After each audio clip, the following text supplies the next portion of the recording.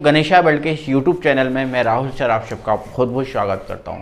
तो दोस्तों हमारी जो आज की वीडियो है हमारा जो है ना आज से चैप्टर नंबर 13 स्टार्ट होने जा रहा है। और चैप्टर नंबर 13 जिसका नाम है नाइट्रोजन युक्त कार्बनिक यौगिक। जी हाँ दोस्तों, हम आज से चैप्टर नंबर 13 ऑर्गेनिक केमिस्ट्री जो है इस ऑर्गेनिक केमिस्ट्री का हम चैप्टर नंबर जो है ना 13 स्टार्ट कर रहे हैं। और इस चैप्टर नंबर जो 13 है ना मेरे भाई, इसका नाम है नाइट्रोजन युक्त कार्बनिक यौगिक।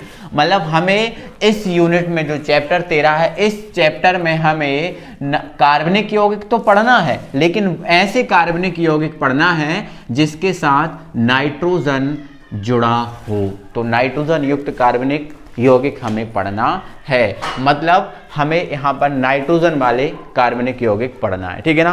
तो सबसे पहले हमारा क्वेश्चन ये जाता है कि सर ये नाइट्रोजन युक्त कार्बनिक यौगिक क्या होता है। जो नाइट्रोजन युक्त कार्बनिक यौगिक होता है ये होता क्या है, सबसे पहला हमारा क्वेश्चन यही है, ठीक है, यही है ना। तो मेरे भाई नाइट्रोजन युक्त कार्बनिक यौगिक ऐसे यौगिक होते हैं जिनमें नाइट्रोजन उपस्थित होता है, ठीक है ना। तो ऐसे कार्बनिक यौगिक जिनमें नाइट्रोजन उपस्थित होता है उन्हें नाइट्रोजन युक्त कार्बनिक यौगिक कहते हैं। सिंपल बात है, सिंपल परिभाषा है। अब ये यौगिक होते कैसे हैं, तो यह यौगिक जो है ना मेरे भाई, इसके एग्जाम्पल की अगर बात करें, जैसे मान के चलो RNO2 देखो इस कार्बनिक यौगिक में NO2 उपस्थित है, मतलब ये नाइट्रोजन युक्त है। इसके अलावा आपका हो सकता है NH2, देखो इसमें भी आपका नाइट्रोजन उपस्थित है, इसमें भी नाइट्रोजन उपस्थित है। इसके अलावा आपका हो सकता है RCN, इसमें भी नाइट्रोजन उपस्थित है। आपका हो सकता है RNC, इसमें भी आपका नाइट्रोजन उपस्थित है। जिस यौगिक में नाइट्रोजन उपस्थित होगा वो आपका नाइट्रोजन युक्त कार्बनिक यौगिक कहलाएगा। पहले तो ये है। तो सर ये नाइट्रोजन युक्त कार्बनिक यौगिक हमें पढ़ना है, लेकिन नाइट्रोजन युक्त कार्बनिक यौगिक पढ़ने से पहले हमें नाइट्रोजन युक्त क्रियात्मक समूह पढ़ने पड़ेंगे। हमें मतलब ऐसे क्रियात्मक समूह, ऐसे समूह का अध्ययन करना पड़ेगा जिसमें नाइट्रोजन उपस्थित होता है। अगर इस चीज को हम पकड़ गए, इस चीज को हम जान गए, तो हमें इस यूनिट को करने में ज्यादा परेशानी नहीं होगी, ठीक है, ज्यादा परेशानी नहीं होगी, ठीक है। तो हमें यहाँ पर कुछ महत्वपूर्ण नाइट्रोजन युक्त क्रियात्मक समूह पढ़ना पड़ेगा, ठीक है। तो यहाँ पर हम लिख दे रहे हैं एक लाइन में कुछ महत्वपूर्ण, ठीक है, कुछ महत्वपूर्ण नाइट्रोजन युक्त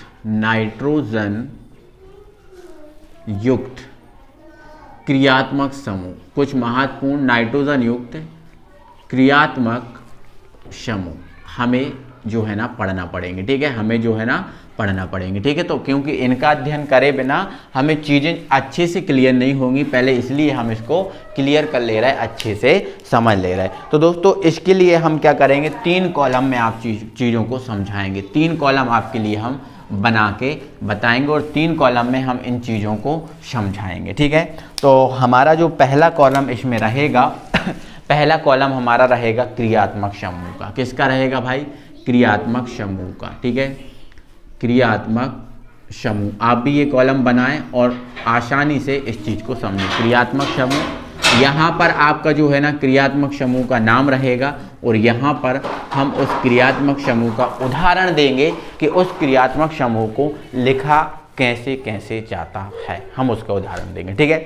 तो मेरे भाई हमारा पहला क्रियात्मक समूह है, वो हमारा पहला क्रियात्मक समूह है वो है हमारा नाइट्रो, मतलब single bond NO2, single bond NO2 nitro, ठीक है। हमारा पहला समूह क्या है, नाइट्रो, जिसको हम क्या बोलते हैं, नाइट्रो बोलते हैं। क्या बोलते हैं, नाइट्रो बोलते हैं।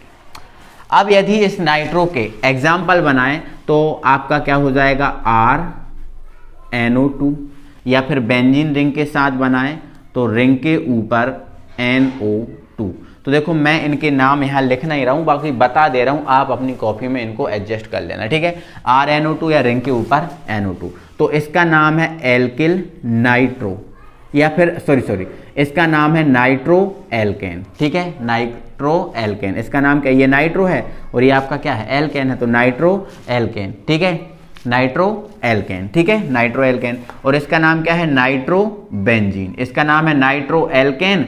जैसे मान के चलो अगर R की जगह CH3 होता तो नाइट्रो मैथेन होता, C2H5 होता तो नाइट्रो एथेन होता, प्रोपेन होता, ठीक है, ऐसे चलता, ठीक है। और ये क्या है, नाइट्रो बेंजीन। तो नाइट्रो एल्केन और नाइट्रो बेंजीन, ये नाम आप लिख लेना, ठीक है। बट ये चीज़ जो दोस्तों है ना, कन्फ्यूजन होती है बोलने में, कन्फ्यूज़न होती है बोलने में, किसको नाइट्रो बोलें कि नाइट्राइड बोलें, क्या बोलें, ये चीज़ हमें क्या होती है, बहुत कन्फ्यूज़ करती है। तो कारण ये है दोस्तों कि जो आपका नाइट्रो है, जो आपका क्रियात्मक समूह नाइट्रो है, इसको हम दो प्रकार से लिखते हैं। क्रियात्मक समूह जो हमारा नाइट्रो है, इसको दो प्रकार से जोड़ा जाता है, एल्किल या फिर एरिल समूह। देखो ये आपका एल्किल समूह है और ये आपका एरिल समूह है। तो जो नाइट्रो समूह है, इस नाइट्रो समूह को दो प्रकार से जोड़ा जाता है, एल्किल या एरिल समूह में, ठीक है ना। कितने प्रकार से जोड़ा जाता है, दो प्रकार से, ठीक है। पहला कैसे, तो पहला तो इस जो आपका नाइट्रो है, पहला तो इस नाइट्रो को N से जोड़ा जाता है, ऐसे ऐसे ऐसे लिखा जाता है इसको, डबल बॉन्ड O और डबल बॉन्ड O। पहला आपका ये है, यदि आपका जो नाइट्रो समूह है, देखो नाइट्रो समूह है ये, देखो N1 है, N1 है, O कितने हैं, 2 हैं। तो इस नाइट्रो समूह को हमने ऐसे जोड़ा और यहाँ पर आपका एल्किल या फिर एरिल समूह जुड़ सकता है, वो यहाँ पर हम आपको बताएंगे, ठीक है। तो अगर आपका जो नाइट्रो समूह, ये जो आपका नाइट्रो समूह है, नाइट्रो समूह इस टाइप से लिखा है और एल्किल या एरिल समूह से N से जुड़ा है, ठीक है। जैसे मान के चलो अगर हम इसे R से जोड़ेंगे, तो देखो R से जोड़ेंगे तो डबल बॉन्ड O और डबल बॉन्ड O की संयोजकता कितनी है, 5 या 3 होती है, ठीक है। तो ये 5 संयोजकता में है, कितनी संयोजकता में है, 5 संयोजकता में, ठीक है। तो यहाँ पर जो आपका नाइट्रो समूह है वो एल्किल से किससे जुड़ा है, N से जुड़ा है, ठीक है। और अगर हम बेंजीन रिंग से जोड़ें तो आपका C6H5N डबल बॉन्ड O और डबल बॉन्ड O ऐसे जोड़ सकते हैं। तो यदि हमने इस नाइट्रो समूह को N से जोड़ा है, अगर नाइट्रो समूह को हम किससे जोड़ रहे हैं, N से जोड़ रहे हैं, तब इसको हम बोलेंगे नाइट्रो। क्या बोलेंगे, तब इसको हम नाइट्रो बोलेंगे, ठीक है। क्या बोलेंगे, नाइट्रो बोलेंगे। या तो फिर आपका ऐसा जोड़ा है तब उसको नाइट्रो बोला जाएगा, या फिर ऐसा जोड़ा है तब उसको क्या बोला जाएगा, नाइट्रो। और इसका जो नाम होगा, इसका जो नाम होगा, उसके नाम में पहले इसको ही बोला जाएगा, इसको ही बोला जाएगा, फिर इसको बोला जाएगा। तो इसका नाम क्या है, नाइट्रो एल्केन, नाइट्रो बेंजीन, ऐसा नाम है। लेकिन अगर ये जो आपका नाइट्रो समूह है इस टाइप से लिखा हो, O सिंगल बॉन्ड O, यहां पर ऐसा लिखा हो, single bond O, single bond आपका N और डबल बॉन्ड O, ऐसा लिखा हो, तो अब देखो, अब ये जो नाइट्रो समूह है वो जुड़ेगा, वो किससे जुड़ेगा, O से जुड़ेगा। देखो है ये नाइट्रो समूह, N1 है, O2 है नाइट्रो समूह। लेकिन अब अगर ये किसी से जुड़ेगा तो किससे जुड़ेगा, पहले O से जुड़ेगा। किससे जुड़ेगा, O से जुड़ेगा। देखो ये किससे जुड़ रहा था, N से, और ये किससे जुड़ रहा है, O से, क्योंकि O है यहाँ। तो अगर हम इसका यौगिक बनाएंगे तो RO single bond N double bond O ऐसे जुड़ा है, ठीक है। अगर हम बेंजीन से जोड़ें तो C6H5 single bond O single bond N double bond O ऐसे जुड़ा है ना। तो अगर देखो नाइट्रो समूह N से जुड़ा है, अगर आपका नाइट्रो समूह N से जुड़ा है तो उसको बोला जाएगा नाइट्रो। लेकिन अगर नाइट्रो समूह O से जुड़ा है, नाइट्रो समूह किससे जुड़ा है, O से जुड़ा है, तो इसको हम बोलते हैं नाइट्राइट। क्या बोलते हैं, नाइट्राइट। तो नाइट्राइट को बोलने के कितने तरीके हैं भाई, 2 तरीके हैं। कितने तरीके, दोस्त, ठीक है। अगर नाइट्रो N से जुड़ा है तो इसको आपको क्या बोलना है, नाइट्रो बोलना है। और यदि नाइट्रो O से जुड़ा है तो इसको हम क्या बोलेंगे, नाइट्राइट। तो इसका नाम क्या है, एल्किल नाइट्राइट। इसका नाम क्या है, बेंजीन नाइट्राइट। समझ गए ना, ये alkyl nitrite, benzene nitrite, but इसका नाइट्रो एल्केन नाइट्रो बेंजीन। ये चीज़ लिख लेना अपनी कॉपी में, मैं कह रहा हूँ एक अपनी कॉपी में लिख लेना। आप समझ गए हो, इसको अपनी कॉपी में लिख लेना। तो ये आपका कौन सा समूह था, नाइट्रो समूह था, ठीक है ना। अगला हमारा क्या है, या फिर आप दूसरा तरीका ये समझ सकते हो, यदि नाइट्रो का N 5 संयोजकता में है तो पहले इसको बोला जाएगा, बाद में आपका एल्किल या एरिल समूह बोला जाएगा। अगर आपका नाइट्रो का N 3 संयोजकता में है तो पहले एल्किल समूह बोला जाएगा, बाद में इसको बोला जाएगा, ठीक है। आप जैसे भी समझना चाहे तो वैसे समझ लो, ठीक है। अगला है हमारा समूह single bond NH2, single bond NH2 और ये एमीन, एमीन कहलाता, क्या कहलाता है, एमीन। लेकिन एक विशेषता है, अगर आपका सिंगल बॉन्ड NH2 मतलब जो आपका एन को हम क्या देखो एमीन हम एन को बोलते हैं, एमीन हम किसको बोलते हैं, एन को। H तो बैलेंस करने के लिए लगा रहता है। तो अगर इस एन के साथ एक समूह जुड़ा है, एन के साथ कितना समूह जुड़ा है, एक समूह जुड़ा है, जैसे मान के चलो R सिंगल बॉन्ड NH2 ऐसा लिखा है। अब देखो एन के साथ एक ही समूह जुड़ा है तो इसको बोला जाता है प्राथमिक एमीन, प्राथमिक एमीन।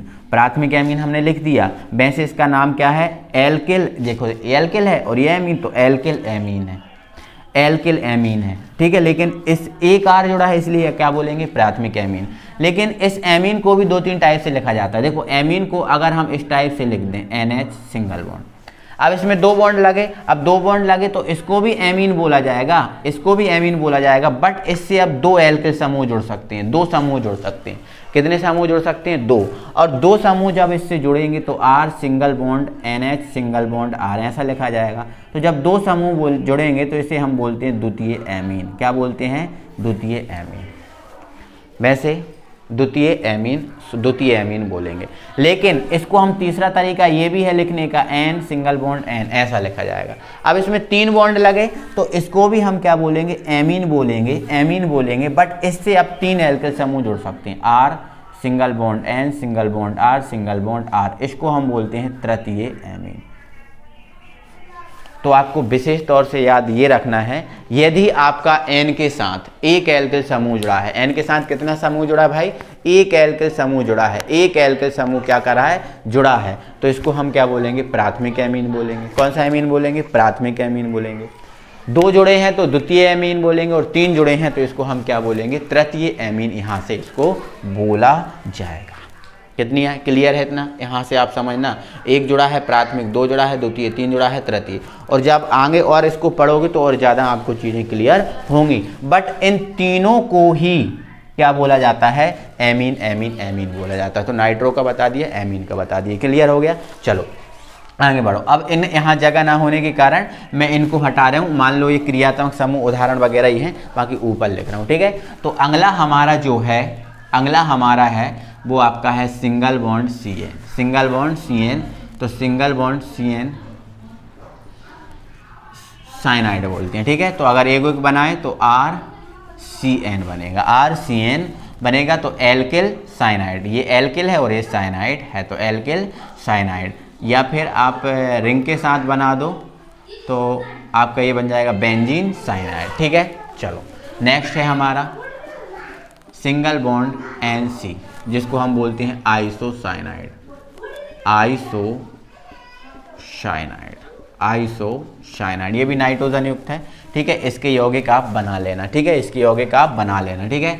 नेक्स्ट है हमारा SCN, SCN। तो S क्या है, तो S है आपका थायो, क्या है, थायो। CN क्या है, साइनाइड, तो ये आपका थायो साइनाइड हो गया, थायो साइनाइड, ठीक है। अगर इससे यौगिक बनाए तो RSCN, तो एल्किल थायो साइनाइड, एल्किल थायो साइनाइड। इसके बाद हमारा एक और बन जाएगा, एक और बन जाएगा, जिसको जगह ना होने के कारण हम इसको यहाँ लिख दे रहे हैं, ठीक है।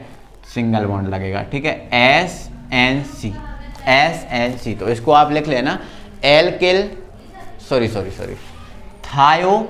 देखो ये क्या है, थायो, और ये क्या है, आइसोसाइनाइड, ठीक है। तो थायो आइसोसाइनाइड, थायो आइसोसाइनाइड इसको हम बोलेंगे। मतलब ऐसा लगाओ, सिंगल बॉन्ड SNC होगा, थायो आइसोसाइनाइड होगा। तो इसके भी आप क्या करना, कुछ यौगिक बना लेना, ठीक है। तो ऐसे करके आपका जो है ना चैप्टर नंबर 13 के जो नाइट्रोजन युक्त हैं, कुछ महत्वपूर्ण नाइट्रोजन युक्त क्रियात्मक समूह हैं, इनको आपको जानना जरूरी हो गया था, इनको जानना जरूरी था, इसलिए मैंने आपको इनको कंप्लीट कराया, ठीक है।